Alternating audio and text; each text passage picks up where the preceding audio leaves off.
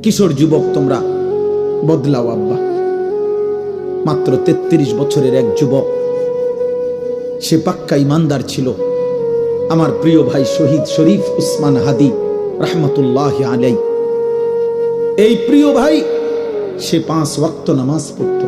খোদার কসম, তুমি জিজ্ঞেস করো, ও তো আর আমার বাড়ির না, ওর দেশবাসী, ওর জনগণ, ওর আশপাশের মানুষরা শত শতবার সাক্ষ্য দিছে ও প্রতিদিন ফজরের নামাজ পড়তো, 5 ওয়াক্ত নামাজ পড়তো।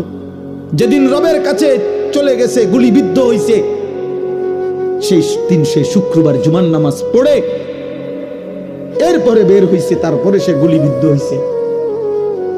সে আল্লাহকে বলেছে, বলবে নিশ্চয় যে মালিক, আমি শেষবারও শেষ বেলা আপনাকে সেজদা করে আসছি।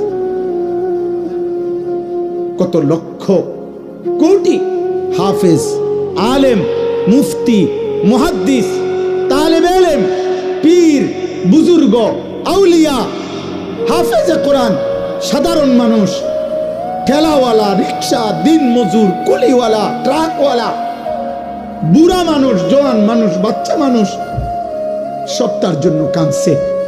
আব্বা, বাংলাদেশের ইতিহাসের মানুষ আরেকবার মনে করতে পারছে না যে এত বড় জানাজা, এত মানুষের চোখের পানি এক যুবক। আর কোন যুবক বাংলার ইতিহাসে মানুষের চোখ থেকে পানি ঝরাইছে কিনা, এমন ইতিহাস আর নতুন করে কেউ বলতে পারছে না। এজন্য প্রিয় যুবক, মরিলে এমন মরাই মইর, বাঁচলে এমন বাঁচাই বাইছ। এই নারী ছবি, এই অস্থির দৃশ্য, উলঙ্গ নাচ গান, আর 1 ওয়াক্ত নামাজের সেজদা দাও না। মনে রাখো আব্বা, পাপী আর নাফরমান মৃত্যু হলে এই পৃথিবীর মানুষ তো দূরে থাক, কোন জানোয়ারও স্মরণ করবে না।